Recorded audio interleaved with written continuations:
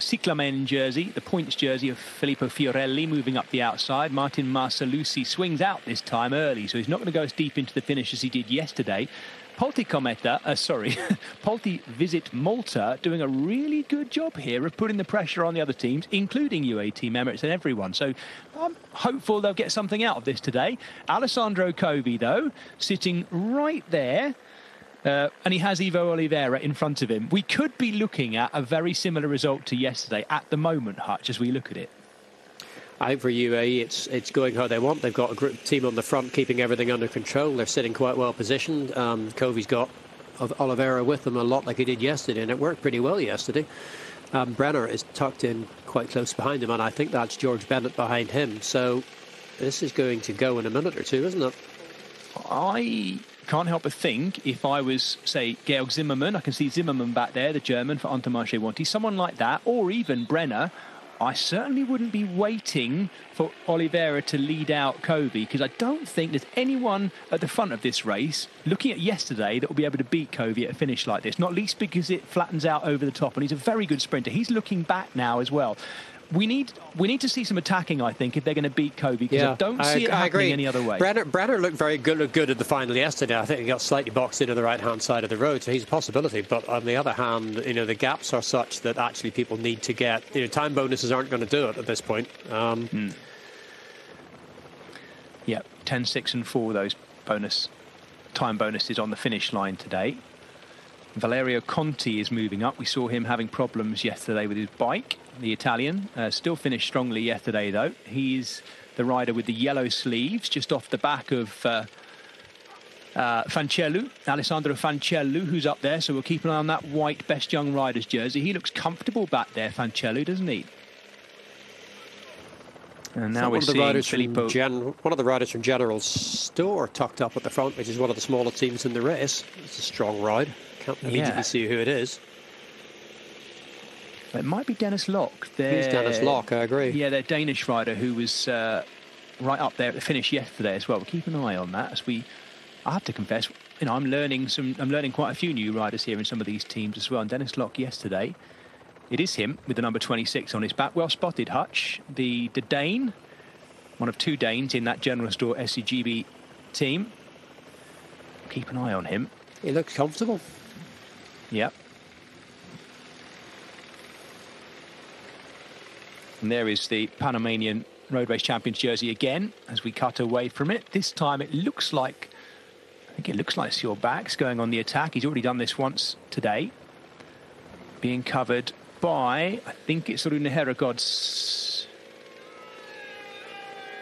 this time. So it's Q36.5 that opens things up. It's 1,500 metres to go. And that has switched off the Polti Visit Malta pace setting. So I hope for their sake they get something out of this, because they put a lot into this stage. Now it's Oliveira who's going. Ivo Oliveira going on the attack. Georg Zimmermann going after him. This is a massive hit out from Oliveira, and this is for him. This has got nothing to do with the race leader, Alessandro Covi. Yesterday he was leading Covi out, and I think everyone would have expected him to be doing that today. But Ivo Oliveira looked so good yesterday. I could see him winning from here, Hutch, by the looks of this. Well, if he win from here, he's also good to absorb some of the time bonus seconds, which doesn't do Alessandro Covi any harm either. This is a wonderful opportunity this week for the likes of someone committed. Like... He is, and it's a nice opportunity for us to see Ivo Oliveira getting opportunity for himself. So often in that team, he's working for others, and he has struck out really hard by himself. It was Georg Zimmermann who went after him. I thought Zimmermann might be able to get on, but the German definitely not. I think he's going to be fed back in by the looks of it. That is the Flamme Rouge, 1K to go. It's still quite close, though. Ivo Oliveira out front by himself. It is a Tudor jersey pulling on the chasing front, yes. Zimmermann. Covi in second wheel in the bunch, I think. Yeah, so if they do catch Oliveira, they've got Covi ready to go over the top. It's perfect, this. And you'd expect that when UAE Emirates is one of... Well, it is the biggest team in the race. It's the number one team in the world. They just do winning. It's what they do. It's their business. Gap isn't coming down yet. And we must be inside 700 metres to go. He's looking over his shoulder, though. Maybe not. Zimmerman is caught, and by looking at his form, I don't think he'll be featuring in the top 10. Ivo Oliveira also now having to work really hard. That was a massive hit out by him to get clear in the first place. Can he hold on? We're looking at the front shot from the finish as well. It's a fascinating one, though, because it's now flattening out as well. Those who've survived high up over the climb now have to turn to sprinter. Marco Brenner well positioned in third wheel of the rest of them. It's one Tudor rider trying to close up on Ivo Oliveira, but I think Oliveira's done enough now. He goes for the drops and is just desperately hanging on to whatever he's got left. 200 metres to go for Oliveira. Here comes the purple jersey of Filippo Fiorelli up the outside.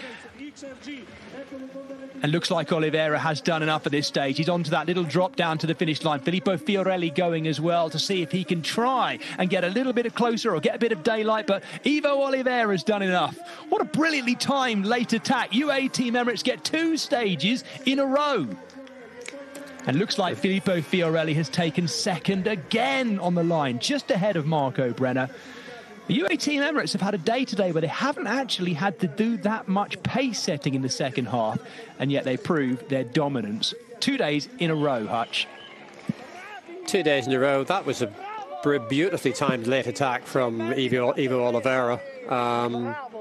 Those kind of things don't usually work. The kind of things you see tried again and again and again, and the timing is just so important.